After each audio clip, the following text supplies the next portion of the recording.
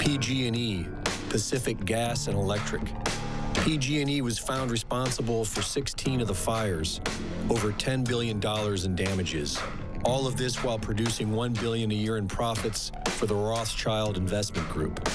PG&E warned the public that the fires will not just continue, but will grow larger every season. They warned their investors that future liability will force PG&E into bankruptcy. In June, utility officials told state lawmakers that they needed protection to survive the coming fire season. And on August 31st, California's state legislature passed a utility bailout bill to protect PG&E, its shareholders, and Rothschild investment. At sunrise on Thursday, November 8th, the Camp Fire wildfire began in California. It has all the same anomalies as the Tubbs fire and is already twice as devastating. Many people are asking the same question: is this an attack? In 2003, Secretary of Defense Donald Rumsfeld and General Richard Myers admit to the development of directed energy weapons and microwave technology. In 2017, Lockheed Martin shoots drones out of the sky with an invisible laser beam that burns them from the inside out. The technology exists, the evidence is there, but the motive?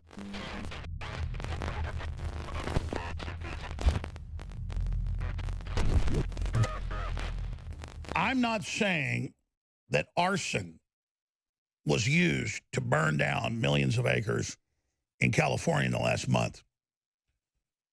But the regulations that were put in place the last 30 years by the BLM and state authorities, not just federal, of not letting there be controlled burns or fire breaks put in, directly caused the fires to be able to travel unimpeded.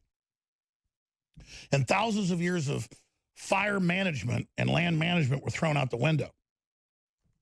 And that's why now we've got all of the big firefighter associations and the big land management associations and others coming out saying President Trump was right. We don't build fire breaks in most areas of the country. The military builds them around bases. Corporations do it. And by zoning under regulations that George Herbert Walker Bush signed on to in '92, the UN tells us where we can and can't have fire breaks or land management. Under rewilding regulations, much of the nation, in fact, about half the West, you can't trim out underbrush. A tree falls over, you can't cut it up and use it or sell it. And that creates all that fuel for lightning strikes to really get giant infernos going that are able to cause the incredible devastation. So here's some of these articles right here I'm going to show TV viewers. Loggers support Trump's claim that wildfires are caused by poor forest management. Remember, the media claimed a week and a half ago, oh, the firefighters are mad, but they didn't quote any firefighters. Even the Audubon Society comes out and says, no, it's time for fire breaks. We were wrong.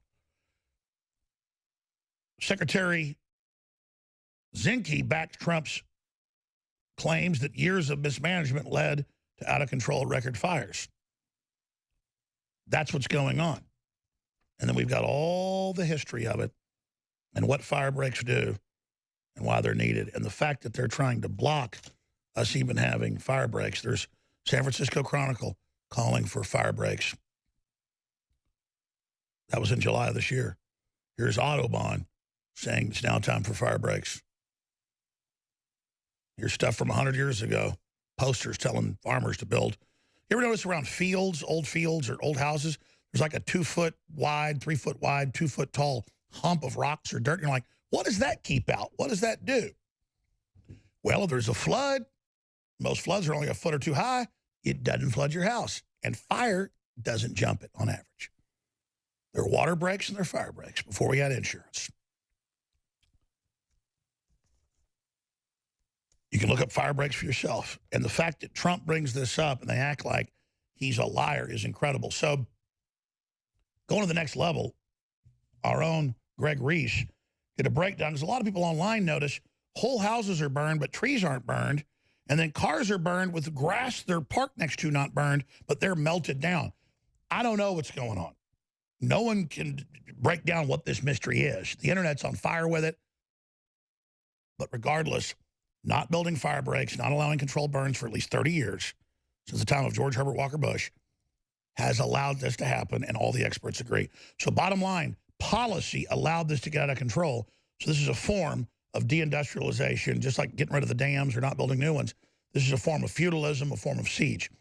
Was it energy beams from, Krypton?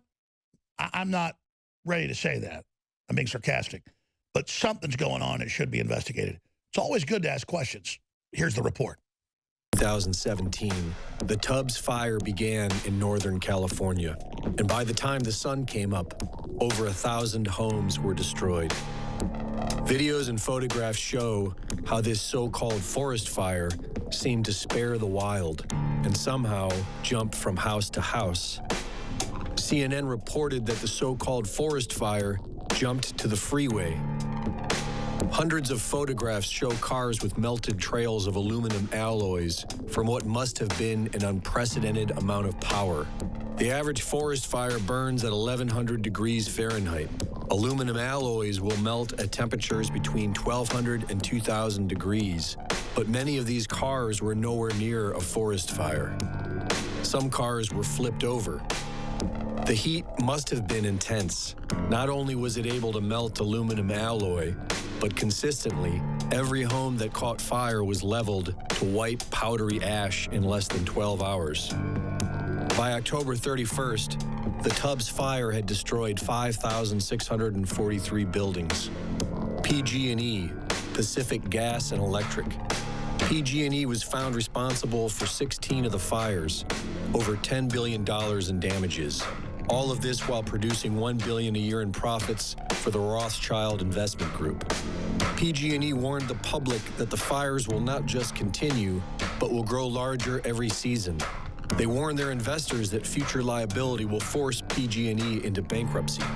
In June, utility officials told state lawmakers that they needed protection to survive the coming fire season. And on August 31st, California state legislature passed a utility bailout bill to protect PG&E, its shareholders, and Rothschild investment. At sunrise on Thursday, November 8th, the Camp Fire wildfire began in California. It has all the same anomalies as the Tubbs fire and is already twice as devastating. Many people are asking the same question: is this an attack?